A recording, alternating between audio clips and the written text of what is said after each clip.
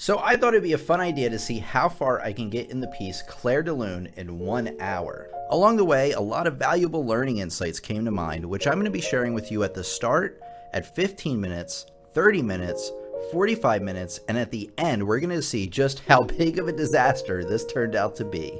So whenever I first sit down at the piano, I have a 5-step process I like to go through to make sure that I'm set up for success, and here's what it is. The first thing I check is the key signature, and in which case here we have 5 flats, B, E, A, D, and G. Next I check the time signature. In this case we are in 9/8. The top number tells us we have 9 beats in each measure, and that the bottom note tells us that the 8th note gets 1 beat. Next I'm going to scan for trouble areas. And one thing I spot right away that I know is going to mess me up are these big leaps with the left hand. Number 4 is I like to check my starting hand position, and in this case, luckily, they give us the finger numbers. In a lot of cases they will. So 2 and 4 with the left hand, 5 and 3 with the right hand, and that sets you up perfectly to begin playing the piece. And number 5, I like to count out a slow tempo to start with. So 1, 2, 3, 4, 5, 6, 7, 8, 9.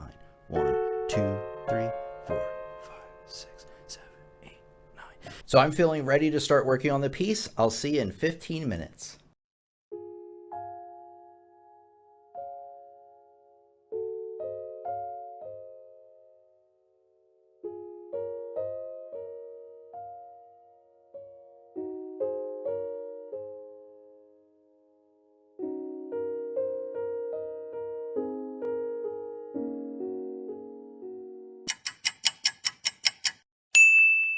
"15 minutes in, and I am feeling surprisingly confident about the first 2 lines of the piece. I'm getting a lot of the notes correct, but there are some problems that are starting to arise. The first issue I came across is with the key signature, and it's something 99% of students make, I find, and it's kind of a strange one, and that is that a lot of students, especially with key signatures over 5 flats, will miss the D flat and the G flat, and I tend to miss those too.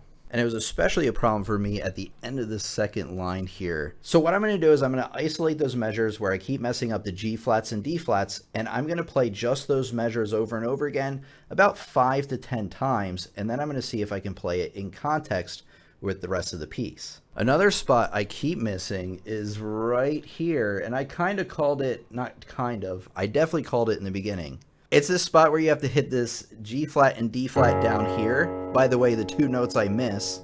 And then you have to move to be able to hit this chord right here. Well, I just couldn't get the middle of this chord correct. So what I did is I isolated this measure. I really thought about the notes being played. The one thing I like about this one is when you have your thumb here, you have G flat, D flat, your D flat's already in place. So I just move your pinky there, and it's a G flat major chord on top.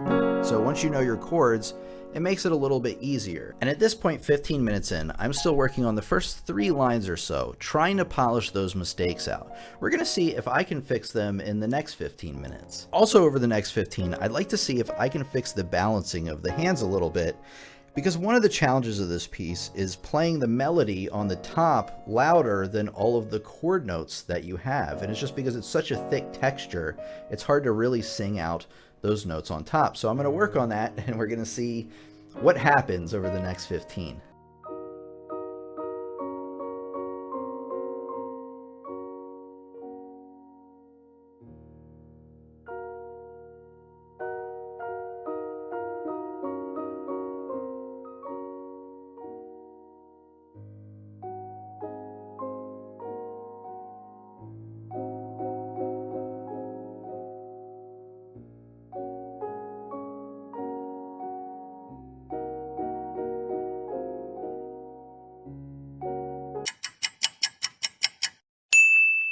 I can't believe it's been 30 minutes already, but here we are. Let's see where we're at. So just a few minutes ago, I was explaining about how I was struggling hitting those D flats and G flats accurately. I kept missing the key signature, and that G flat chord moving that kind of a big gap in the left hand, as well as balancing out the hands so the melody plays out. So let's check in on each of these to see how it's going. The D flats and G flats were going much better. Playing those measures out of context and playing them over and over and over again really paid off. So Hint, hint, that's something you probably want to integrate into your practice. A lot of people don't mark down their problem areas and isolate, which means these problem areas never really get resolved. That G flat chord is now no problem, thanks again to isolating the problem and playing it 5 to 10 times by itself. I still miss it from time to time, but it's much less of a problem. And the balancing is going much better now. Sometimes just thinking about where the melody is and leaning slightly into the part of the hand where the melody is can really make a big difference. The only thing I'm not feeling so confident about right now are these ties where the notes are tied over and you don't have to play them again. And you're going to find them here, here, here, here, here, here, here, and pretty much everywhere. These are really tricky because not only do I have to focus on playing the right notes in time, I have to remember that some of them are held over and some of them are not. Ignoring the ties is a big mistake. You're going to lose some of the musicality that the composer intended. We're about halfway through this practice challenge, so in the next half, I'm going to see just how far I can get. I'm going to see if I can knock out another section, but I got to remember I also have to polish up the first section I did because I need to perform it for you at the end. So here goes another 15 minutes of practice. Let's see how we do.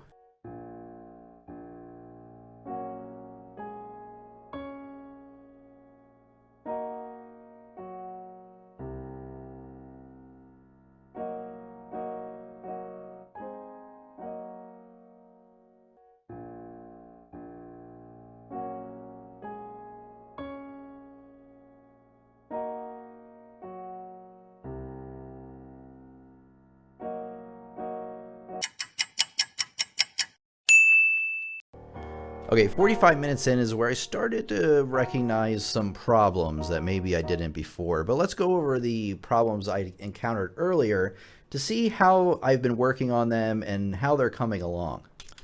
The G flats and D flats are now fixed, at least most of the time. Remember that I isolated those measures and played them over and over to fix the issue. The next problem of not being able to move my hand in time for that G flat chord is getting much better. Again, I isolated it, played it by itself a bunch of times.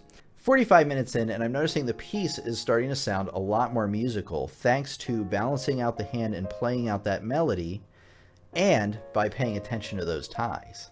But I came across another problem. I noticed that I'm starting to make some mistakes that I was making before, and the problem comes with one thing that 99% of you are doing, and that is playing too fast. Now, this especially comes into play when you've been playing a piece for a few minutes or a few hours, days, or weeks. You're starting to become familiar with it. So the tendency is to want to try to play it at full speed. Well, you can't do that just yet because harder sections are to come. And if you start out at a faster tempo, you're not going to be able to manage that throughout the piece. So I'm going to have to kind of pull back on that tendency, slow it down, and see if I can still continue to work out those mistakes. This is especially a problem even when you have a performance coming up and you know you're running out of time. But I'm going to try to take a deep breath, slow down, and tackle one thing at a time. But I'll see you in 15.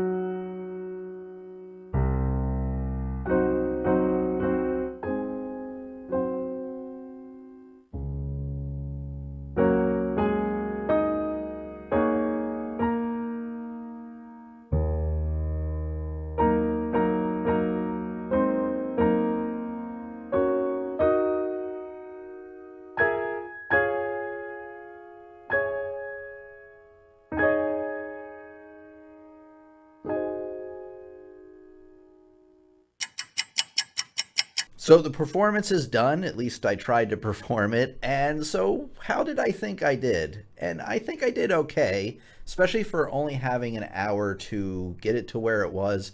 Obviously, I would have liked to have gotten further in the piece. I would have liked to have cleaned things up a bit more, and there was actually a few mistakes that I didn't even make during my rehearsals, and that brings me to an interesting point.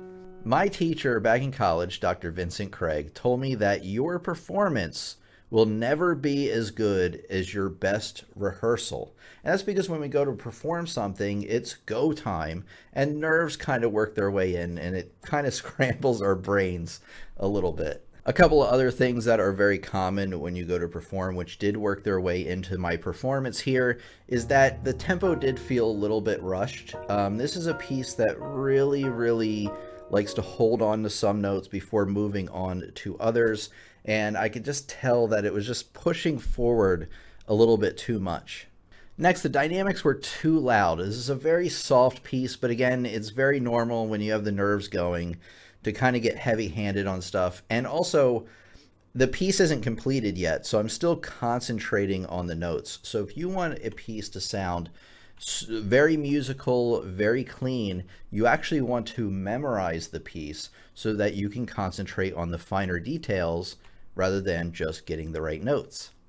The last thing is I didn't have a page turner, which is why I had to kind of cut it in the middle there to get both page performances in. Ideally, I would hire a page turner, but I don't have one. So what I would do is instead of reading it off of the laptop right here, I would have printed out both pages and laid them on the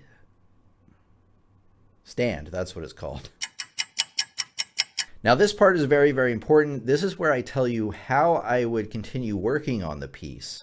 First, I would finish that second section just like I did the first, where I would take note of any problem areas, mark them down, and then play those in isolation, and then play them in context with the rest of the page. But the next thing is to find a professional recording, listen to it, and see if I can derive any ideas that you really can't get from the sheet music. We're actually going to listen to a recording right now from a young lad named Claude Debussy. Wait a second, that's who wrote this piece.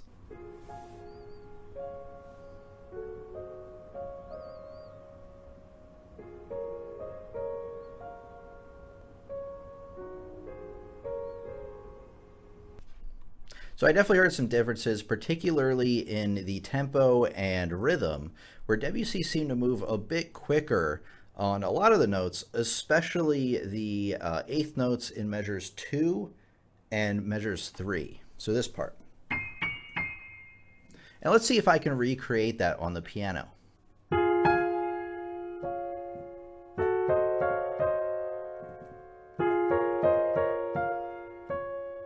So as you can see, just listening to a recording can give you some more ideas, but there's actually another way.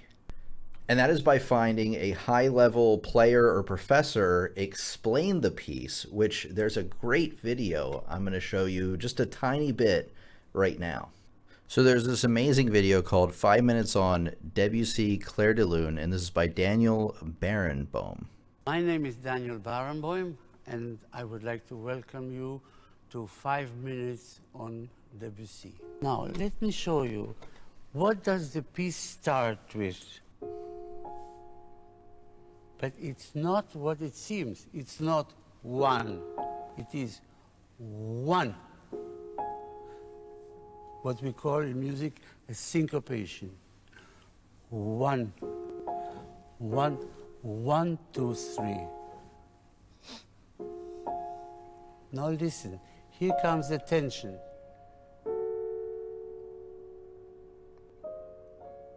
And just from that few seconds or so of his explanation, you can hear that he really talks about the importance of not hitting it on beat 1 and how there's a syncopation going on there. And then he goes on a little bit further to hold on to some of those notes that create a little bit more tension. All right, there's 3 little things I want to get through. One being the final tip at the end. That's really going to help you continue learning past what we're talking about today. But first, I just want to quickly say thank you to all those that have supported the channel over the years, from the regular viewers to the mods to the people that sign up for courses over on my website, pianolessonsontheweb.com. Thank you so much for the support. And you may be thinking, Tim, I could do way better than that on Clair de Lune. Or maybe you're thinking, Tim, I couldn't do anywhere near that good on Clair de Lune. And either way, which way you're thinking, I kind of want to propose an idea to you. I want to see how far you can get in a piece in 1 hour. And so in the description of this video, I have a link to our Discord where I'm going to create a channel just for submitting your recordings. And it's a great way for all of us to share not only what we're able to do, but maybe share some advice as well. The last tip, are you ready? To master any instrument, you have to master reading music. I know a lot of students like to skip this part or like to skip reading music, but you can't. And you're like, Tim, where can I learn about it all in one place? Well, you're going to learn about it right here in this lesson, how to read music in one easy lesson. It'll teach you everything you need to know. It's been your piano teacher, Tim, here. Thanks for coming by. I hope you enjoyed, and I'll see you next time.